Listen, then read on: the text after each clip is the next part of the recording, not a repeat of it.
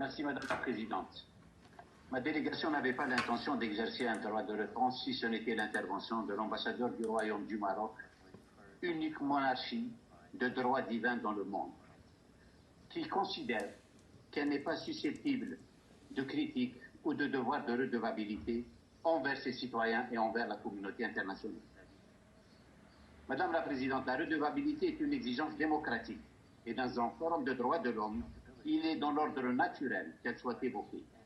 Le groupe de soutien de Genève au peuple sahraoui en est une expression.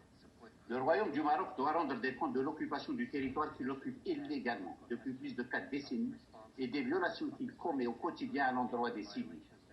La proclamation du cessez-le-feu entre le Front Polisario et le Royaume du Maroc en 1991 devait être suivie, comme prévu par le plan de règlement des Nations Unies, de l'organisation d'un référendum d'autodétermination.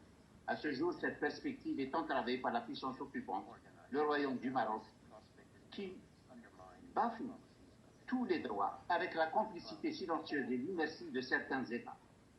Il bafoue la légalité internationale, il bafoue le droit international, il bafoue le droit international des droits de l'homme et le droit humanitaire. Il tente de valider le fait accompli de l'occupation du territoire et nous présente une situation idyllique que l'occupation aurait donnée. Il dénie même le droit de représentativité au Front Polisario alors qu'il a échangé avec lui des prisonniers de guerre, qu'il a tenu de nombreux rangs de négociations et qu'il maintient, peut-être que son Excellence l'ambassadeur du Maroc ne le sait pas, des canaux de communication, même ici à Genève.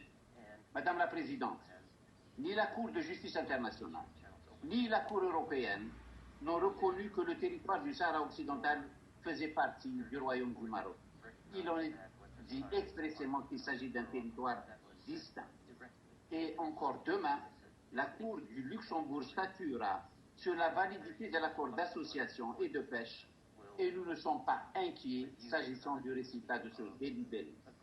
Enfin, Madame la Présidente, ma délégation s'interroge sur la fixation que se fait le Royaume du Maroc sur mon pays sur une déclaration qui a été élaborée et lue au nom de 13 États. Je vous remercie.